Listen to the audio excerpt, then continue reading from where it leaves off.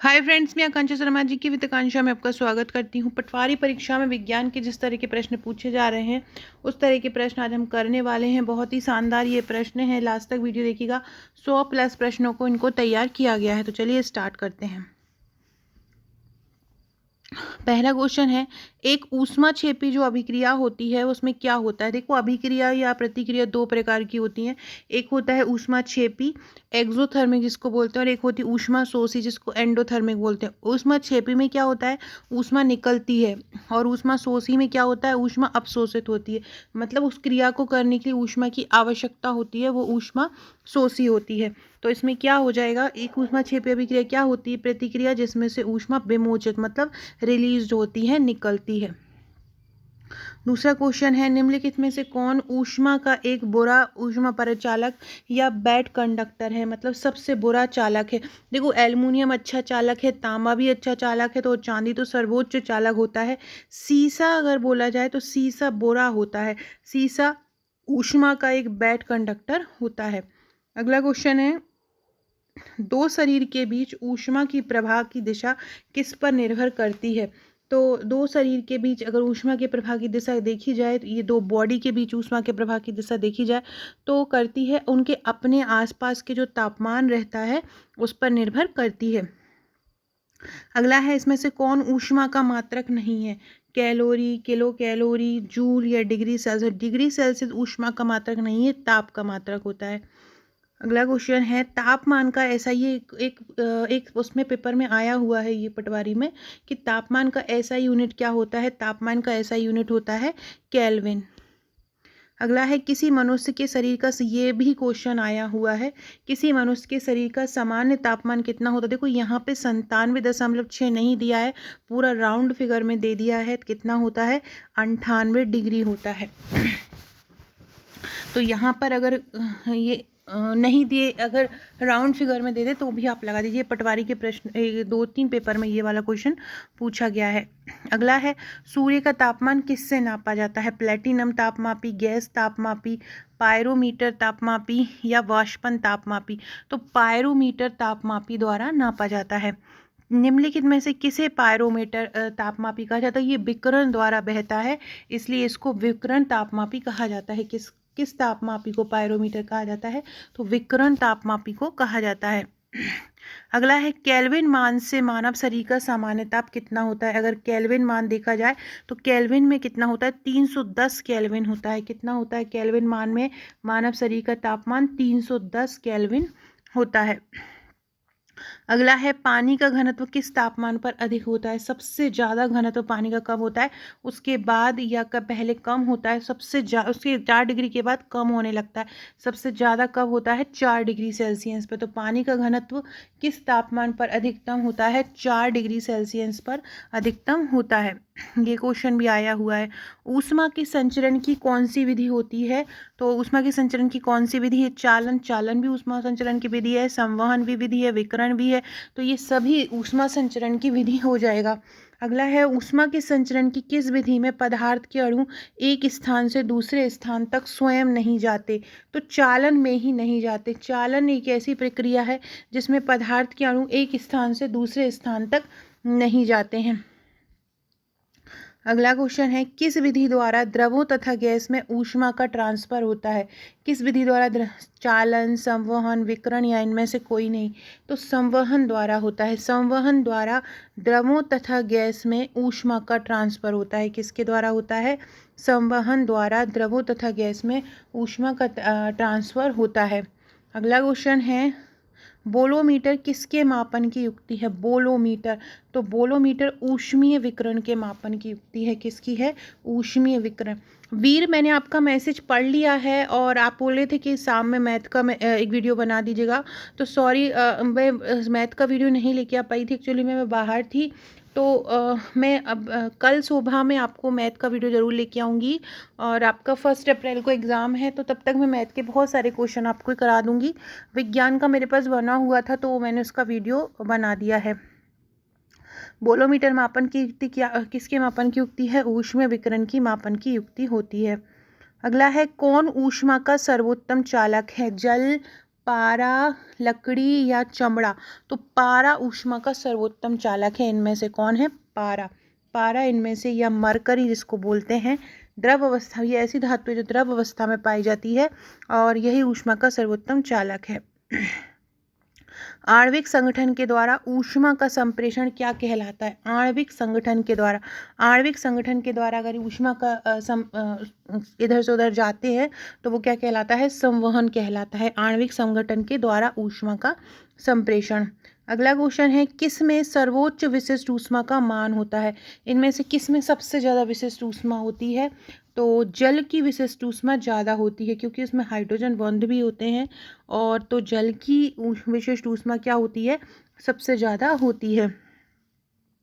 अगला क्वेश्चन है, thermos flask का आविष्कार किसने किया था? डेवार ने किया था। थर्मस फ्लास्क का आविष्कार किसने किया था? डेवार ने किया था। फ्रेंड, डिस्क्रिप्शन बॉक्स में आपको मेरे व्हाट्सअप, टेलीग्राम, फेसबुक, ट्विटर की लिंक मिल जाएगी।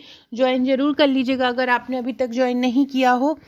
इसके अलावा अगर आपने मेरा इंस्टा अभी तक फॉलो नहीं किया है तो इंस्टाग्राम को फॉलो कर लीजिएगा। मेरी आईडी है कांक्षा1957, कांक्षा1957 पर आप मुझे फॉलो कर सकते हैं। यहाँ पर भी आपको महत्वपूर्ण अपडेट, महत्वपूर्ण क्वेश्चन, बहुत अच्छे अच्छे मोटिवेशनल थॉट मिलते रहेंगे, तो आप मुझे यहाँ पे फॉलो ज़रूर कीजिएगा। और अगर आपने अभी तक मेरा व्हाट्सअप ग्रुप ज्वाइन नहीं किया है तो ज्वाइन कर लीजिएगा। और आप अगर आपने नंबर आपका मेरे पास सेव नहीं कराया है तो 6260190944 पर हाय लिखकर अपना नाम लिख के नंबर सेव जरूर करा दीजिएगा, ताकि आपको मेरी स्टेटस शो हो सके। वहाँ भी आपको महत्वपूर्ण प्रश्नोत्तर आने वाली परीक्षाओं के लिए मिलते रहेंगे। अगला क्वेश्चन है, सूर्य विकिरण का कौन सा भाग सोलर कुकर को गर्म कर देता है? सोलर कुकर को गर्म करती है अवरक्त किरणें। अवरक्त किरणें क्या करती हैं? सोलर कुकर को गर्म कर देती हैं।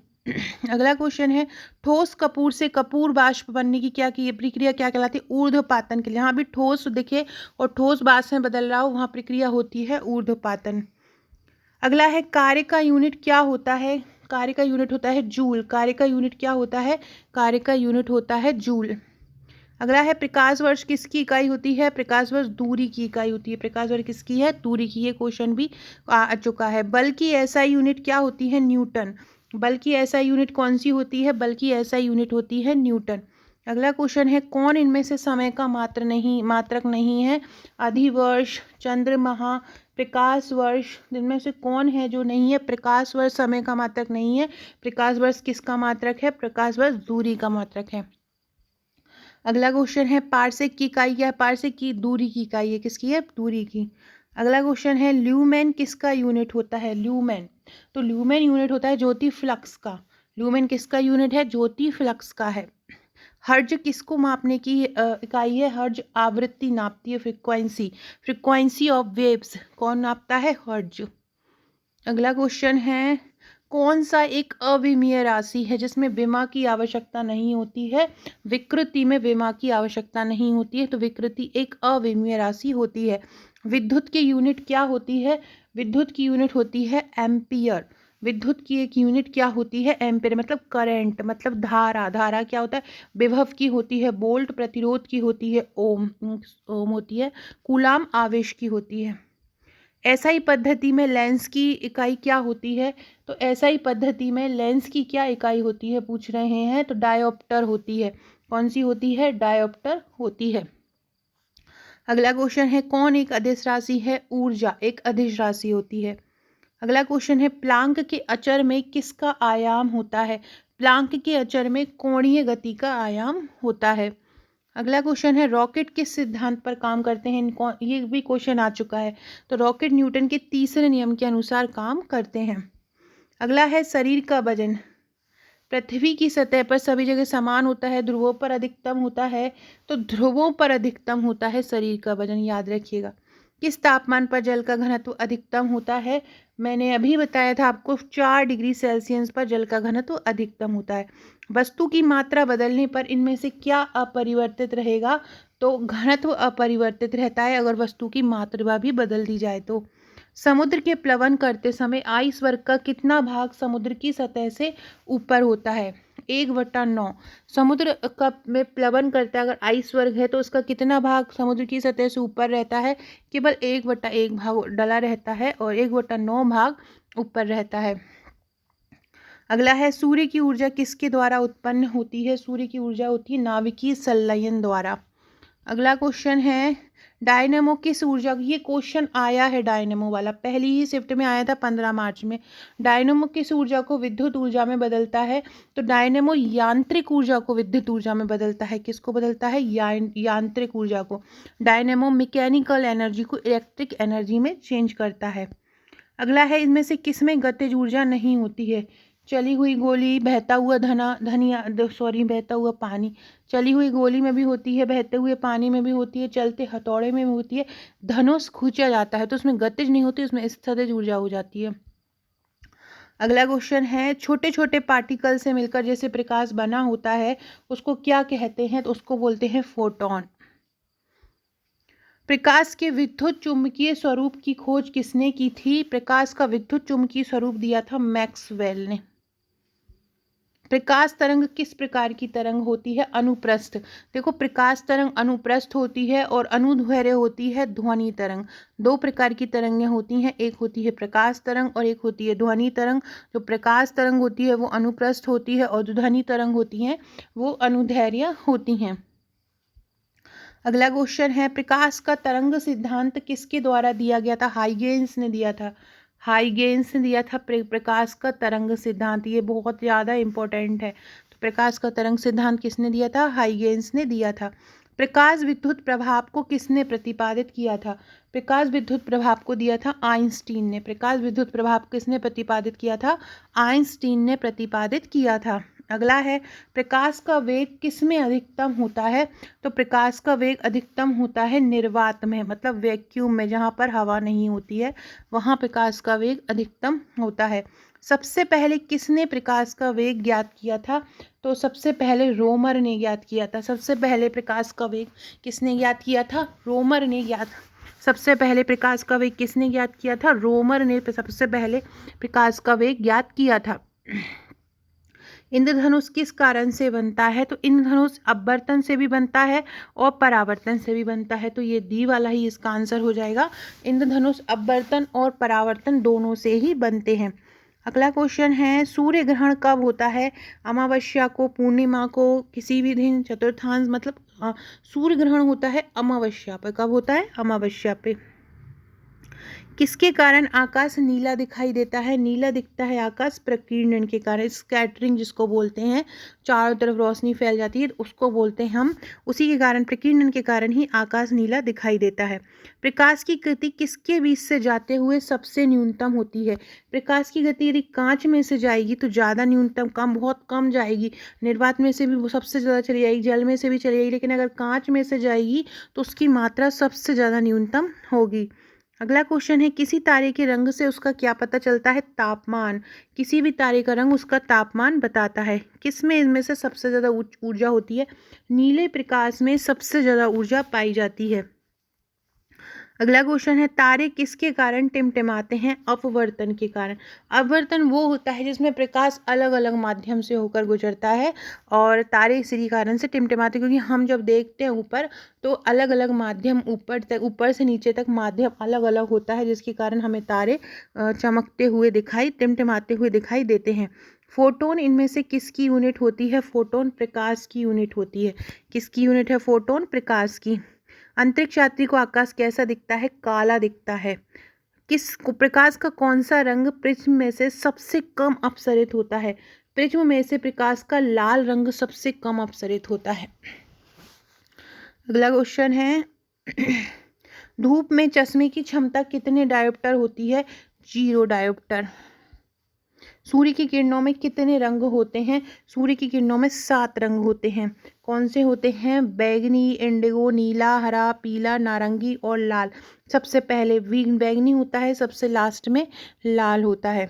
बैजानी, इसको ऐसा भी बैजानी, नीला, पीला इसको बोलते हैं। निम्नलिखित में से कौन सा प्राथमिक रंग नहीं है? हरा, पीला, लाल, नीला। पीला नहीं है, हरा, लाल, नीला प्राथमिक रंग होते हैं, पीला नहीं होता है। कौन सर्वोत्तम विद्युत का चालक है? चांदी। चांदी सबसे ज़्यादा विद्युत का चालक होती है। इनमें से कौन अर्धचालक नहीं है? जर्मेनियम, सिलिकॉन, सेलेनियम या आर्सेनिक। आर्सेनिक अर्धचालक नहीं है, बाकी के ऊपर के तीनों अर्धचालक होते हैं। अगला है, समान आवेशों में क्या होता है? देखो, समान आवेशों में होता है विकर्षण और विपरीत आवेशों में होता है आकर्षण। अगला क्वेश्चन है, वस्तुओं में आवेश किसके स्थानांतरण के फलस्वरूप होता है? तो एक वस्तु से दूसरी वस्तु में जाते हैं इलेक्ट्रॉन, तो इलेक्ट्रॉन के स्थानांतरण के कारण ही आवेशन होता है। आदर्श वोल्टामीटर की प्रतिरोधिता कितनी होती है? असीमित होती है। आदर्श वोल्टामीटर की प्रतिरोधिता कितनी होती है? असीमित होती है। प्रतिरोधिता किसकी यूनिट होती है? प्रतिरोधिता किसकी यूनिट होती है? ओम। या प्रतिरोधिता की यूनिट क्या है? तो प्रतिरोधिता की यूनिट होती है ओम। एम्पियर की होती है धारा, आवेश की होती है कूलाम। ये भी क्वेश्चन, ये 15 मार्च की सेकेंड शिफ्ट में आया है ये क्वेश्चन। प्रत्यावर्ती धारा को दिष्ट धारा में किसके द्वारा बदला जाता है? रेक्टिफायर द्वारा। प्रत्यावर्ती धारा को दिष्ट धारा में किसके द्वारा बदला जाता है?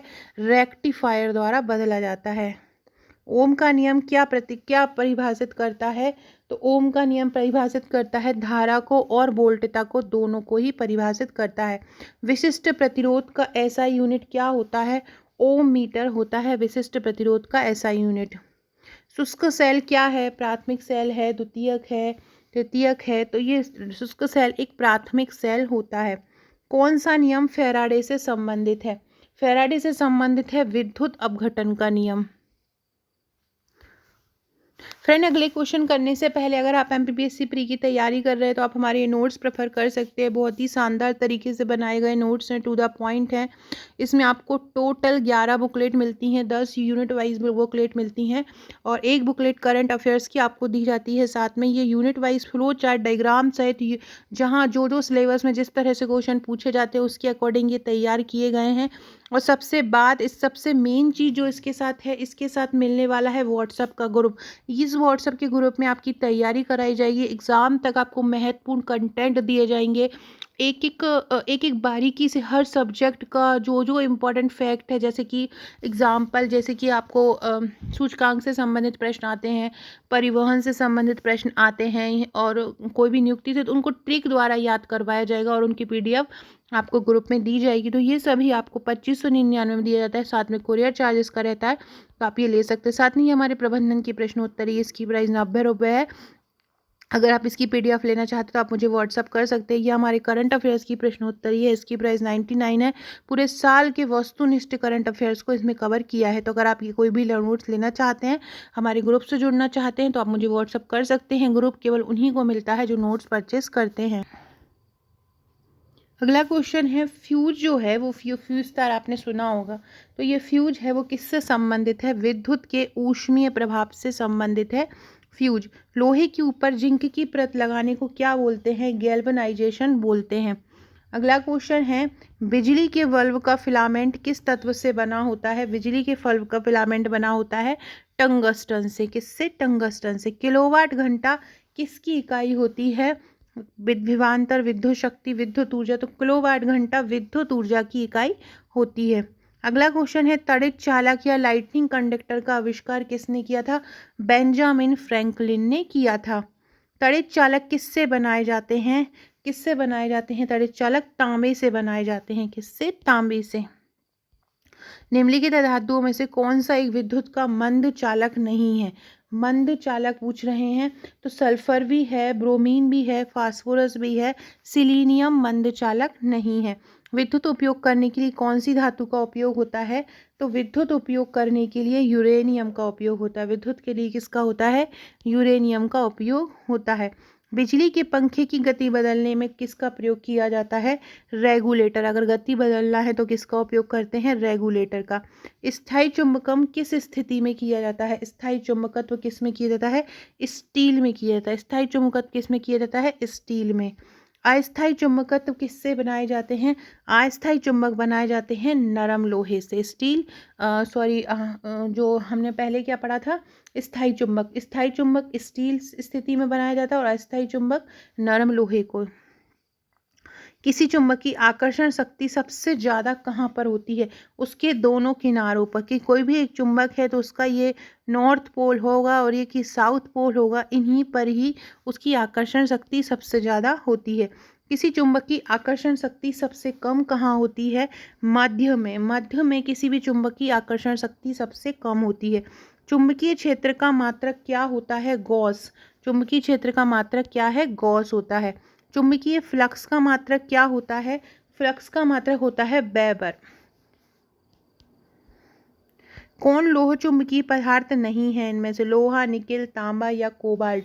तो तांबा लोह चुंबकीय पदार्थ नहीं है, बाकी लोहा, निकेल, कोबाल्ट चुंबकीय पदार्थ हैं। कौन लोह अनुचुंबकीय पदार्थ नहीं है? तो हाइड्रोजन भी है, नाइट्रोजन भी है, लोहा भी है।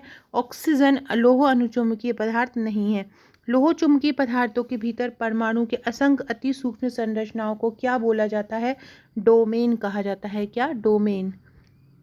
मुक्त रूप से निलंबित चुंबकीय सुई किस दिशा में टिकती है? तो ये टिकती है उत्तर दक्षिण दिशा में। अगला है कौन प्रतिचुंबकीय है इनमें से? तो कौन है? लोहा है, विस्मत है, निकल है, विषमित है। अगला है चुंबकीय सुई किस तरफ संकेत करती है हमेशा? तो उत्तर की तरफ संकेत करती है चुंबकीय सुई। किसी चुंबकीय पदार्थ को विचुंबकित्व कैसे कर सकते हैं? हथौड़े से पीट कर, गर्म कर या दोनों तरीके से कर सकते हैं। मुक्त रूप से लटकी चुंबकीय सुई का भौगोलिक अक्ष कितने के साथ कोण बनाता है? 18 डिग्री के साथ बनाता है। कौन विद्युत चुम्बकीय है? निकेल, कोबाल्ट, क्रोमियम या तांबा। तो तांबा विद्युत चुम्बकीय होता है। कौन सा एक प्रकृति में अनुचुंबकीय होता है? लोह, हाइड्रोजन, ऑक्सीजन या नाइट्रोजन। तो ऑक्सीजन होता है प्रकृति में अनुचुंबकीय। जब किसी धातु को अचुंबकीय बनाया जाता है तो इस क्रिया को क्या बोलते हैं? इसको बोलते हैं डीमैग्नेटाइजेशन। क्या बोलते हैं? डीमैग्नेटाइजेशन बोलते हैं। यदि किसी चुंबक का तीसरा ध्रुव हो तो तीसरा ध्रुव क्या कहलाता है? तीसरा ध्रुव कहलाता है परिणामी ध्रुव। कौन सा कहलाता है? परिणामी ध्रुव। लोहे का क्यूरी तापमान कितना होता है? तो लोहे का क्यूरी तापमान होता है 780 डिग्री सेल्सियस। 780 डिग्री सेल्सियस लोहे का क्यूरी तापमान होता है। अगला क्वेश्चन है चुंबक निम्नलिखित गृह उपकरणों में से किसका अति आवश्यक अंग है? बुलाने की घंटी। घंटी घरों में लगाई जाती है, उसमें चुंबक का प्रयोग किया जाता है। सो फ्रेंड्स, ये थे हमारे आज के क्वेश्चन। आशा है आपको क्वेश्चन अच्छे लगे होंगे। कल मैथ का और रीजनिंग का वीडियो लेके आऊँगी। चैनल को सब्सक्राइब कीजिएगा, लाइक कीजिएगा और शेयर कीजिएगा और कमेंट करके बताइएगा वीडियो आपको कैसा लगा। Okay friends, thank you.